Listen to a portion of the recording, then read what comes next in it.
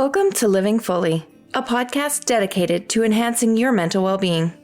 Each episode explores valuable insights and practical strategies to help you lead a more fulfilling life. I'm your host, Catherine Hertig. In this episode, I talk with Sarah Rosenfeld, Associate Director at Calgary Counselling Centre, about the myths, misconceptions, and frequently asked questions about counselling. We break through the stigmas and misconceptions that can hold people back from getting the help they need. Sarah talks about what to expect during your first counseling session, the work that's involved outside the counseling room doors, and the importance of the client-counselor relationship. I'm here today with Sarah Rosenfeld. Again, thank you so much for being on the show. Again, you're becoming quite the Living Fully regular. Well, thanks. I really enjoy being able to talk with you about these important topics. So I'm happy to be here. Awesome. Thank you. And today we're going into counseling myths, misconceptions, and some frequently asked questions. So, Sarah, as a bit of a refresher, can you tell our audience kind of your role and your background? Yeah, sure. So I am the Associate Director of Counseling at the Calgary Counselling Centre, and I'm heavily involved in our teaching and training program for interns who are new people entering the field and then residents who are looking to get a little bit more training and pursue their skills a little bit more to become registered as psychologists in the province of Alberta. And do you have counseling experience yourself? Yes. So I've been in different roles, but generally in the not-for-profit sector doing counseling and other types of counseling support services. So yeah, I'm pretty knowledgeable about how to serve people in the not-for-profit and really enjoy the work that I do at Calgary Counselling Centre because I get to work with clients directly, but also with new and emerging professionals. So that's really exciting. Awesome. Yeah, and we'll get into that in a little bit too. But to start out, the idea of counseling and therapy, I think people have certain ideas about it. They have these assumptions. So we're going to kind of break those down. To start, can you explain what a typical first counseling session would be like? You know, what kinds of questions are asked? What can someone expect to happen in their first counseling session? So it's a real opportunity to start off a new relationship, essentially. So there's certain elements that go into that. Yeah. And the key things are going to be about what your role is as the client and then what the role of the clinician is going to be. And they're separate and distinct. The client is going to be there to engage, provide information. The counselor is going to ask them some questions about what's brought them into counseling, why they've accessed services now, because there might have been a different point in time where they didn't access support. And so it's helpful for the clinician to know what's so important about right now. Why are you seeking services right now? And then getting some background information, some history. It'll depend a little bit on the therapist, the approach they take, but generally it's information gathering and then also going through an informed consent process. That's a very big part of the introductory pieces around counseling. So informing clients of their rights, informing them of certain limits to counseling, like confidentiality limits. Yeah, what are some of those? What's the first thing you mentioned before? Oh, yeah, their rights. Yeah. So, what they have a right to. They have a right to be respected. They have a right to get responsive services. They have a right to request somebody else provide that service if it's not a good fit for them. They have a right to access their file if that's something that they want. So there's certain things around the counseling piece that clients need to know about. For sure. I think right there, that's something that a lot of people don't know or wouldn't think of, like that, you know, as a client, you can have your file if you wanted to. Yeah. So it's really about informing them of that and then talking about different roles and responsibilities. And then also, as I said earlier, about the limits to the relationship. So in a counseling relationship, it's a confidential one. So confidentiality means you come to a therapist, you talk about things that are private to you that the therapist isn't going to share with other people, except in certain instances where there's risk or safety concerns. Right. So making sure that clients are aware of what those limits to service provision are, it needs to be a conversation and a dialogue with clients. Yeah.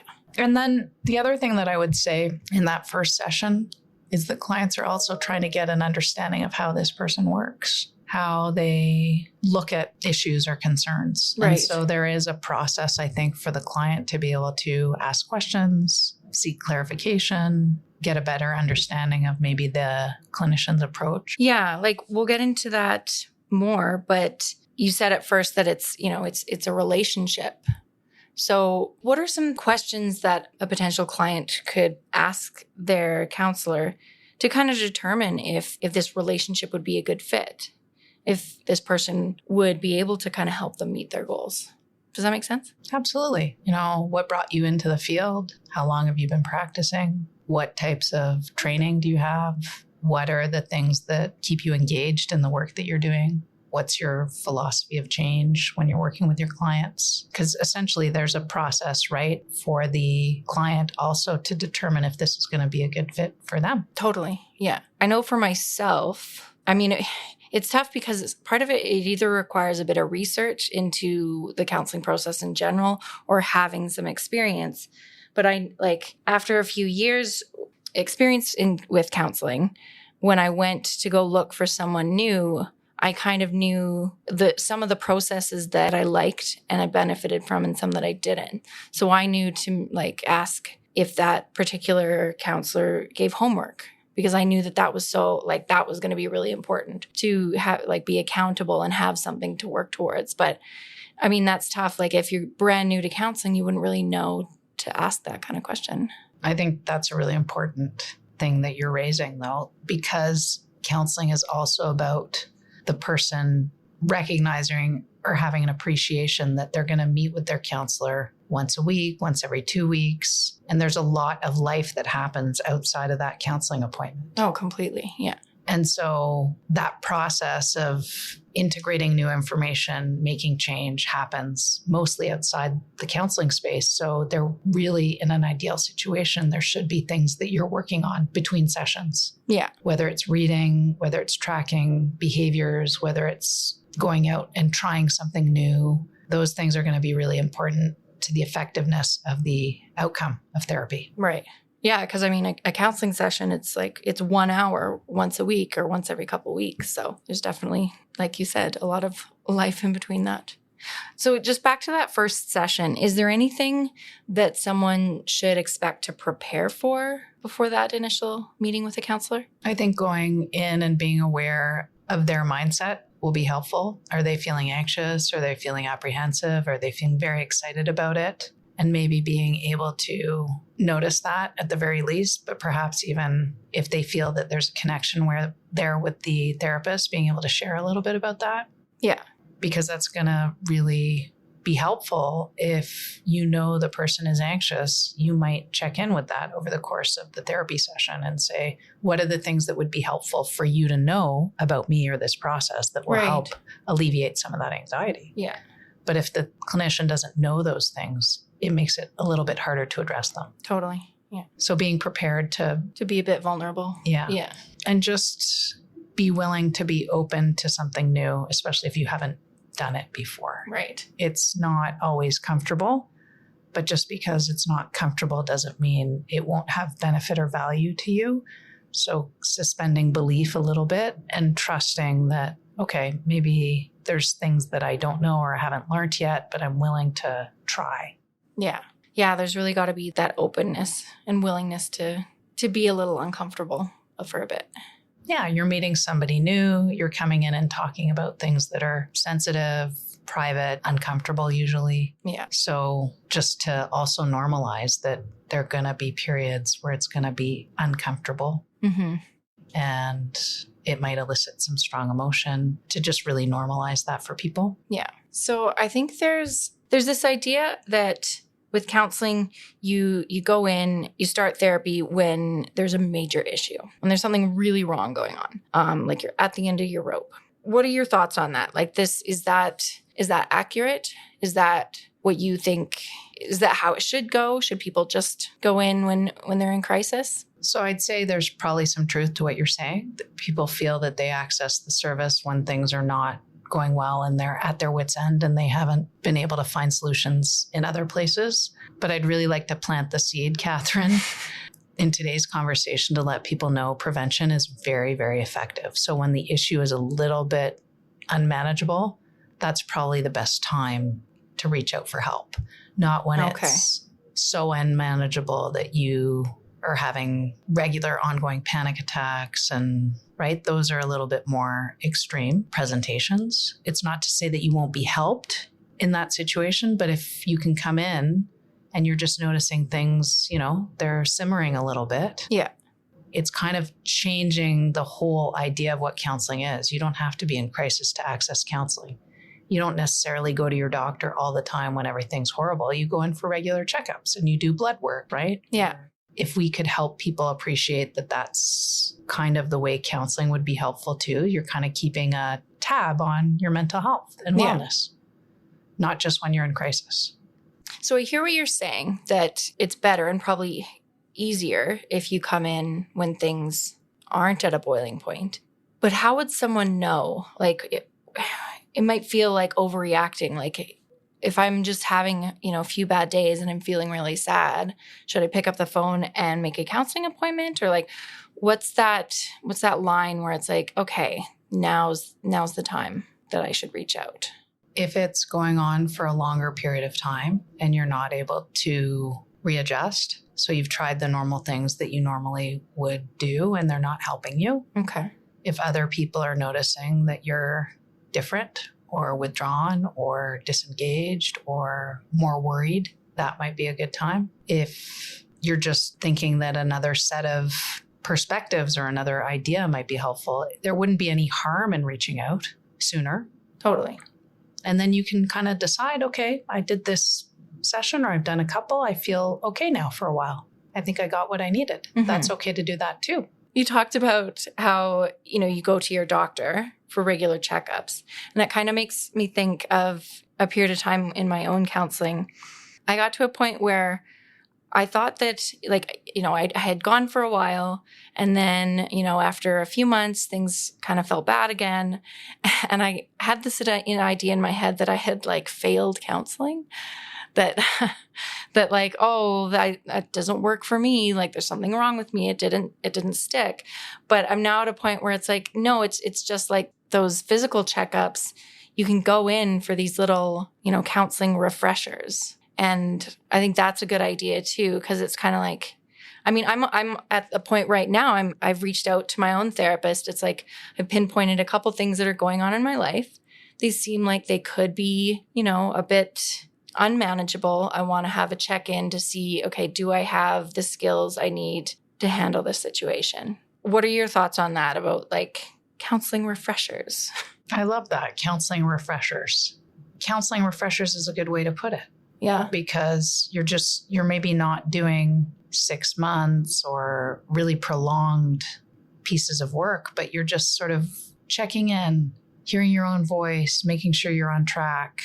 Right. Normalizing where you're at, or also recognizing, this is actually where I need to hone up my skills or focus in a little bit more. And it's really hard to do that in your own head. Yeah. It's really hard to do that in isolation.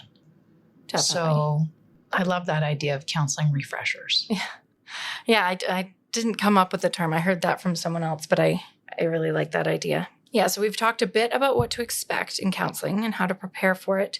Can we talk a bit more about what clients may need to do outside the counseling time to achieve their goals? Because we did touch on how important that was. So what does that look like? I mean, I know it would vary greatly depending on the reason that someone's coming in. But yeah, can you give us a bit more details on what this homework might look like? Sure. So I think it's about recognizing that you want to allot certain times throughout the week to actually do some of the things that have been suggested or recommended. That could be looking at podcasts. That could be reading about different resources. That could be tracking your thoughts and noticing what your reactions are.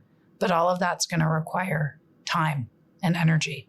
So it's important that you actually allocate and devote some time to that it's something that you prioritize. So I would say it's about recognizing that it's not just limited to the hour.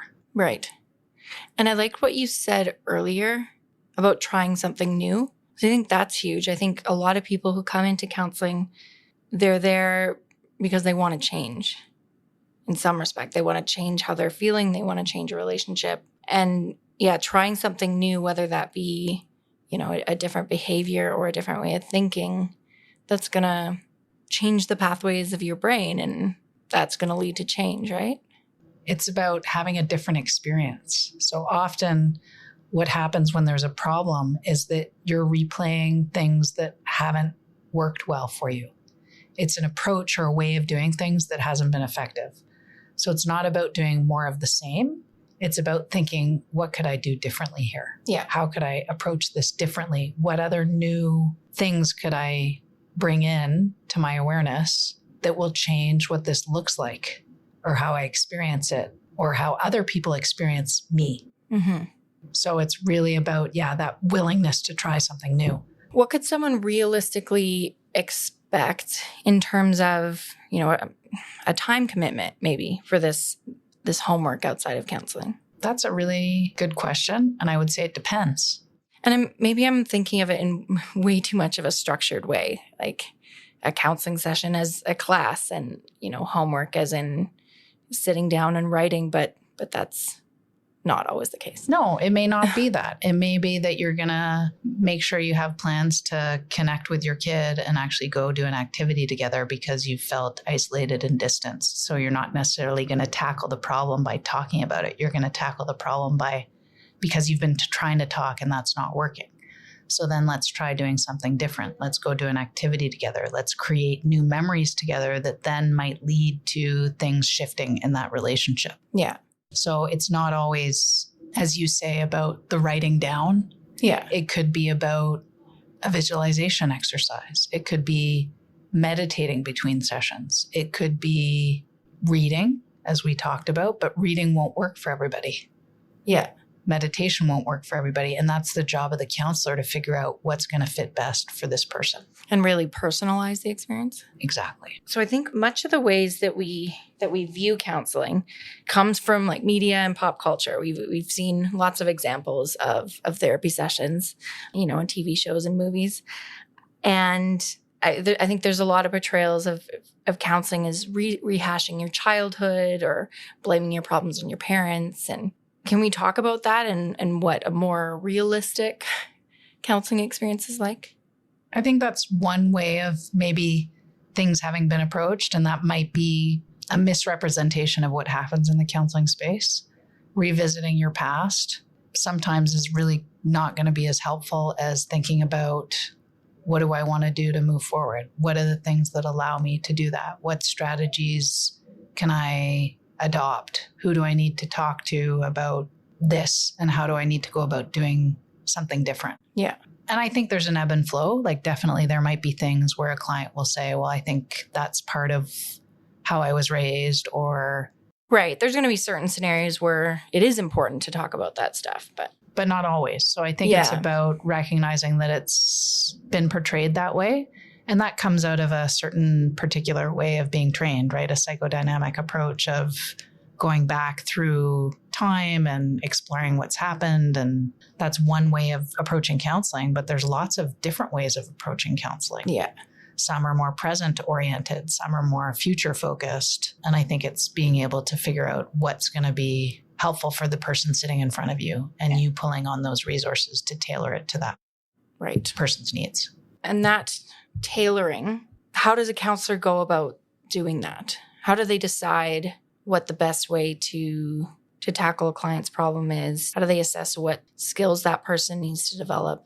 They do it by talking to the client and figuring out where those pieces are lacking or where they have lots of strengths and resources. So it's a balancing of enhancing resources and then recognizing where there might be missing pieces. Okay.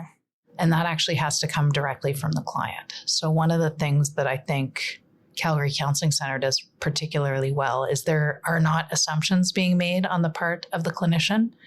The client provides direct feedback about how they're managing, if they're working towards their goals and objectives. And if that isn't happening, then there's a readjustment of the focus, a readjustment of the interventions, a readjustment of how the clinician is working with this particular person. What does that feedback look like? The feedback is really about the alliance between the clinician and the client. So Alliance has a bunch of components to it, but essentially being an empathetic listener, being able to understand the person's perspective and what they're bringing, not based on how the clinician is interpreting that, but what the client actually needs, what their preferred ways of being seen in the world are. And right, if there's an ability to have respect in the therapeutic space. So those are kind of the alliance pieces. And then there's other pieces around, are we talking about what we need to? Are we setting the goals that I want to set as a client?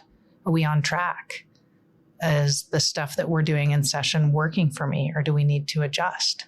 So unless you're getting that feedback and tailoring it to the person you're working with, you might be off the mark. Is that standard for counselors and therapists, that process of feedback? I would say I'd love for it to be, but I don't think it is standardized enough. Is that kind of unique to Calgary Counselling Centre? Yes, it is unique because we value ongoing, regular feedback from clients. Because what the research will tell you is that clinicians are not the best judge of their effectiveness. Clients are the best judge of whether the service is fitting their and meeting their needs. Yeah.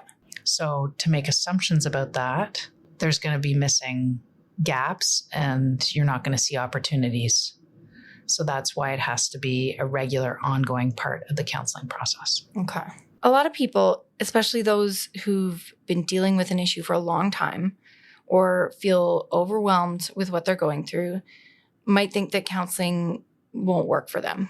They may think, how is just talking to someone going to help? What makes, talking to a professional counselor different from just confiding in a friend? That's a great question, Catherine. And I think the key thing to remember when you get specific training as a counselor, you are getting training in how to attune to the client, how to pay attention to the client, how to figure out what goals would be helpful for the client. Empathy skills, right, of relating to the client. Because there's a lot of skill development that goes into being able to figure out, how do I ask open-ended questions? How do I be more directive in how I want to approach this? How do I maybe use a metaphor here to illustrate something that I want the client to understand, but I'm not going to do that in a direct way. Right. Whereas a friend will not have all of those clinical observations going on in the interaction that they're having with you. They're just responding in the moment to what you're saying. Whereas a clinician, their job is to pay attention, listen, and figure out, okay, what's going to be most helpful for this person right now based on what I know about them and how they learn, how they process information. Yeah, an average person isn't going to be kind of aware of all those nuances. Not at all. Yeah. Talking to a friend is a reciprocal relationship. You know as much about that person as they know about you. When you come into counseling, it's a professional relationship, and it needs to be that way to protect the client. You should not know as much about your therapist as they know about you. There needs to be boundaries around that relationship because there is actually a differential power dynamic. Okay. I've been curious about that. I definitely understand and respect that there's reasons behind that, but why can't a client get to know their counselor on a more personal level? Because it's about the client and it's about their needs. So if that would be important to the client, there's ways that the clinician can provide that in very, I would say, strategic ways. Yeah, because I could see there being situations where knowing someone a bit better would make a client feel more comfortable to be vulnerable. But also you got to be careful because if the client knows too much about the therapist, they might feel a sense of responsibility or they're burdening the person with too many things and they're not going to come to therapy and really be present and do the things they need to because they'll be trying to protect their therapist. Okay. So that's why that professional boundary piece is so important. Yeah, it makes sense. It can really lead to some unhealthy dynamics in the therapeutic space because really the focus needs to be on the client. That's why they're there. Yeah. So can you elaborate on any kind of unique techniques that trained counselors use to help people? So it's going to really vary from counselor to counselor, but they may use cognitive behavior therapy approaches, which are figuring out what are the thoughts, what are the behaviors, what are the emotions going into how a person responds to any given situation. They could be using other strategies, so solution-focused strategies where they're trying to work on something specific and work on some goals and objectives about how you get there. And again, the type of questioning that you're going to be asking will vary based on how you think that person needs to hear the information. Right. There are many techniques and many strategies that counselors are actually trying to filter through in a counseling session to determine what's going to be best in this particular scenario. It's almost like they have a Rolodex of techniques. Yeah. And they're trying to figure out in this situation, based on what I know about this person, what's going to be most useful right now. Wow. So a friend won't be doing any of those things, right? A friend is going to be totally 100% take my side and be defending me and giving me tips on how to feel better. But a counselor is going to look at it from a very unbiased side. Yeah. And it's going to be about providing options for perspectives. So how do we increase the ability for somebody to look at the situation differently? Because part of why they're coming is they view it a certain way and they're attached to the way they view that. And so a counselor's role, that's where the training comes in. How do I help them increase the number of ways they can look at this situation in a different way? Okay. Or maybe they're not the center of it. So there's a bunch of things happening for them. What are the pieces that might be about them? But what's happening within the system or the environments that actually isn't about what they're doing or not doing? Right. Yeah. And a friend isn't going to be able to maybe have that multi-layered way of looking at the problem. Of course. So how does a counselor's understanding of human behavior enhance the counseling process? Well, it's kind of a bedrock to what we get training in. Yeah. Is how do people behave? How do people make decisions when they have difficulty with authority? How do they respond?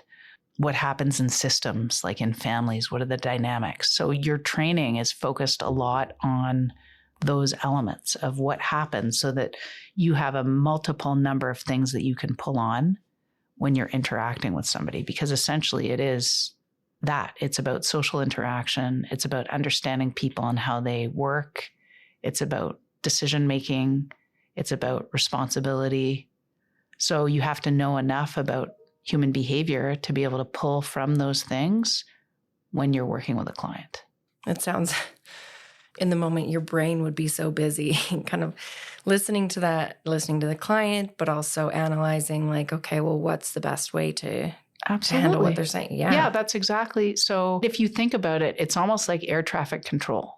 There's airplanes coming in and out. So if you think about that, the client is giving you stuff coming in and out, and you have to figure out how I'm going to direct traffic so that I get the flight out and it's on the path it needs to go and it's got some direction. Yeah. So how do counselors keep pace with new developments in the industry, in their practice, to kind of maintain their expertise to better serve clients? So a big part of what we do is to be getting regular ongoing training from reputable sources. So there's a lot of training out there, but your job as a counselor is to try to know where am I going to get information that's helpful, evidence-based, that there's been actually substantial research that's credible, done. And those are the sources that you want to be going to. Because there's a lot of people out there that'll say, well, they can tell you about this new development, but it actually might not be founded in something factual. So, or where there's actually been a number of studies that can give you information about the validity of a new technique or a new approach or a new way of working. You're always trying to get that information and get it from credible places and have ongoing training. How do you discern if a source is credible or if information is accurate? So you have to use your critical thinking skills, essentially. You got to see, right, is this something that is coming from a university where it's been vetted properly? Yeah. Because if a study's been done, right, a research study's been done, it will have to go through an ethics process. So you want to look at where's the publication coming from? And there are certain sources that are more reliable. So a university or a place that you've never heard of, I'm not saying it's not useful, but how credible is that source? You just got to do a bit of digging. Yeah, and you have to it's almost like being a student all the time. Where's the source of information? Who's giving it? what have my peers said about this, who I trust and respect? What is the industry saying about this? Right. And then gauge based on that how much you're going to take that information to heart and how much might not be useful. Right. How can the structure of the discussion in the counseling room and the different nature of a relationship with a counselor, how does that impact how someone's challenges are approached? Well, if you think about what counseling is, it's really about creating a scenario, an environment where questions are being asked in ways that they've never been considered before. That's really the role of a clinician, is to be able to figure out how to ask a question, which ways to ask the question, when to do it in session, when not to do it in session. So when you think about a friendship, there's a much more even flow back and forth. There isn't that mindset. Yeah. The pacing and timing of how questions are asked, the type of questions that are asked, whether they're direct or indirect questions, whether there are other ways of providing information. Like, is the client going to respond really well to a metaphor or an analogy? Yeah. Or relate it to something that matters to them. I recently had somebody share that they're really a lover of real life survival stories. Mm-hmm. That's important that I know that, because I can interweave that into the therapy because it matters to them. It's a preference for them. It's a way that they integrate information. So that's really important for a clinician, is all of those pieces go into creating the environment in the therapeutic space where those things are always being considered. And correct me if I'm wrong, but so my experience and understanding of counseling is like, it's less of just, a conversation or a time to vent, but it's about, or should be about, setting goals and working towards them. Am I right? Yeah, there's, I think, real value in being able to figure out, if I'm doing this and I'm not getting the result I want, what do I need to be doing differently? What pieces of information or learning have I missed? And how do I start to develop new skills, new expertise? I think there can be a risk sometimes. People come in and they do want to vent, and maybe that has a bit of a role, but I wouldn't say that should be the sole purpose of counseling. Yeah. I think there's a danger when it gets to that point, because then what are you learning? How are you going to do things differently? What's going to look different for you? Yeah, there isn't really a change. And it sounds, when you talk about venting, that you're really in a process of ruminating. Ruminating is that thing where you're thinking and thinking and thinking, and it feels really active, but at the end of the day, it hasn't led to anything different. There's no problem solving. There's no resolution. There's no, I've learned this and now I'm going to take these steps next time. The right fit, or feeling comfortable with your counselor, is really important. I can think of experiences that I've had where I've had a couple sessions with a counselor and I'm like, this is not working. Like, I am not getting along with this person, and it's just like, it's not a good fit. And, I think some people may have had a negative experience in counseling or have tried it but didn't feel comfortable with their counselor. So can we talk a bit more about that fit and why it's so important, and, some of the things that clients can do to find a counselor that's right for them? You have a right to feel that the person that's offering help to you really understands you and what you're coming to counseling for. And if you're not getting that from somebody, it's okay to say, I'm not sure this is going to give me what I need, because the process is a vulnerable one. And if you don't think the person really understands how you learn, what your preferences are, how you make change in your life, it's going to be really hard for you to trust that this can be helpful and useful for you. So I think it's about being able to, is this somebody who's open, non-judgmental, curious about me and my situation, engaged in what I have to say? I think people know when that fit is there. It's just that sometimes they dismiss it, or they say, this is about me. And it could just be about the connection between you and your therapist. And so instead of saying this whole process doesn't work, go and try somebody else. Right. Yeah, I think that's where a lot of people run into issues, is they try counseling once, the fit's not there, and then it's just kind of this overarching thought that counseling won't work for them, period. When there's so many other people that I compare it to, like, you're not going to be best friends with everybody in the world. So why would, you have an amazing relationship with every counselor, right? I mean, it's tricky because you have to go through that process of finding someone and trying them out. But when you do and the fit is there, it can be really helpful. Yeah, it's that trust piece that then allows you to trust what the recommendations are, what the homework looks like. So really, I'm just hoping people hear that if it doesn't work, give it another shot. Yeah. And be willing to try it again. If someone's struggling with, depression, anxiety, or some other mental health concern, and they decide they want to, get help for that, generally speaking, what kind of time commitment are they looking at? Like, is this years that they're going to need to come in? Is this a lifetime commitment kind of thing? I think looking at counseling the way you talked about it earlier in our conversation as sort of it's a tune-up sometimes. So it could be, I wouldn't say that it's going to be a 10-year commitment, but over the course of 10 years, you might access support multiple times. Okay. What do we see at Calgary Counseling Center? Like, how long are clients here? How long does it take for them to feel better or see the changes they're looking for? So generally, our research and our statistics support that people who come into counseling are seeing a positive gain, an improvement in their functioning, a reduction in their symptom distress in about 8 to 10 sessions. Oh, that seems reasonable.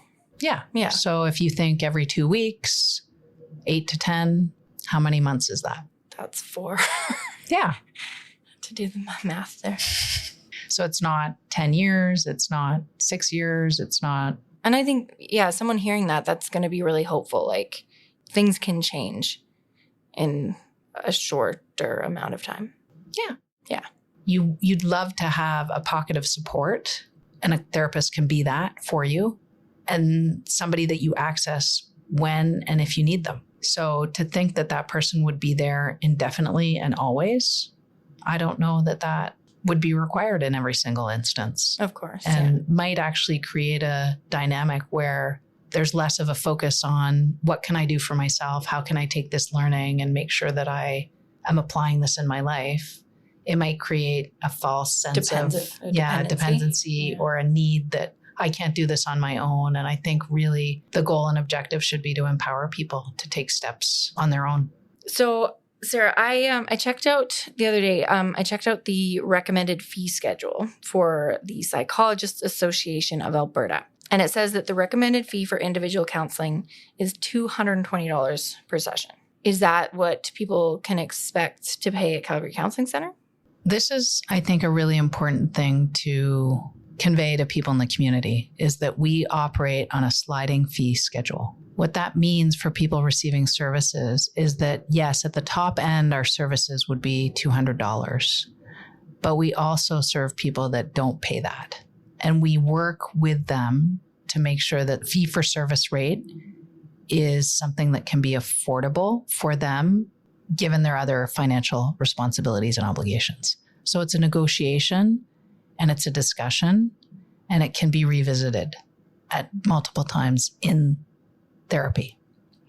That would not be the case for most other places that you go to. So if it's 220, it's 220. And then you have to allocate and budget for that fee for service rate. Yeah. The way we work is a little bit different. And I think it's a different philosophy. The philosophy is that the one that everybody, regardless of their socioeconomic status, should have the ability to access counseling services. Of course, yeah. Yeah, I think that's huge because we were saying in the last question about, a time commitment, if I'm looking at 10 sessions to deal with my problem at $200 a session, just thinking about that alone can be stressful, like that financial commitment. So yeah, I think it's it's huge. And yeah, like you said, especially now with inflation and the high cost of living, yeah, that's really hard for people. So it's important that people can access help without financial burden. I agree. So one thing that people might not know is that at Calgary Counseling Center, we have student counselors. So like you said, we train social workers and psychologists in the counseling field. Sarah, can you talk about like the difference between the counseling experience with a student and a more experienced counselor? Yeah, I think this might be an important thing to highlight because there might be a myth that people that are more junior are less effective or less able to help. And I would say that our data does not support that. Okay. What does it say? It says that actually if you work with somebody that's new and training, they actually have a different mindset. They're being curious about things. They're leaning into things. And you actually might get a better, more engaging process with a student. Okay. And we're seeing from our data that those clients are getting really good results and are really being helped by students. And I've heard from clients that have worked with students that they're able to really help, provide skills, and they're incredibly engaged in working with their clients. So I'd really like for people to hear that. It's not that you're going to get less of a service. Right. Yeah. So same, if not better results than an experienced counselor, you're saying? Yeah, because when you think about it, people that that are starting something, everything's new for them. So they're really curious. They're really engaged. They're trying to understand things. Counseling, like anything, can become something, although it never should be, something that becomes automatic. Yeah. And for people that have done things more, it is incumbent upon them to continue to learn and engage and lean in and be curious. But we don't always have a guarantee that with more experience comes better skills. That's not necessarily the case, and sometimes isn't the case. Yeah. And so, Sarah, one last question that I want to get to before our time is up is this idea of having a mental health issue is a sign of weakness.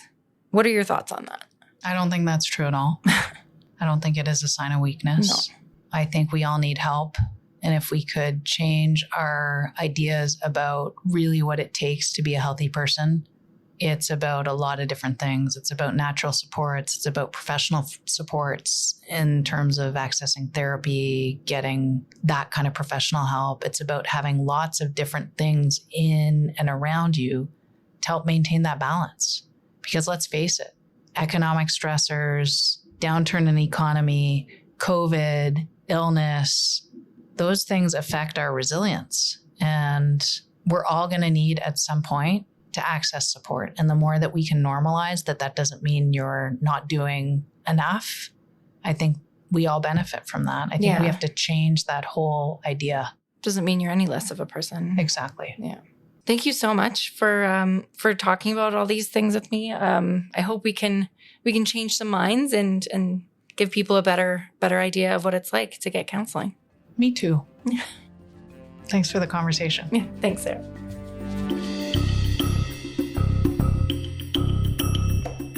You've been listening to Living Fully. Thanks for tuning in. This episode was produced by Nick Here, Louisa Campos, Jenna Forbes, and by me, Catherine Hertig. A special thanks to Sarah Rosenfeld. To stay up to date on our latest episodes, be sure to subscribe. We're available in your favorite podcast app. Living Fully is a production of Calgary Counseling Center and recorded in Calgary on Treaty 7 territory. Living Fully podcast is not a substitute or alternative for professional care or treatment. Calgary Counseling Center and Counselling Alberta provide effective counseling for anyone in Alberta with no waitlist and no financial barriers. Find us online at calgarycounseling.com or counselingalberta.com. For help across Canada and the United States, call 211. If you are outside of Canada and the US, seek help from your general medical practitioner.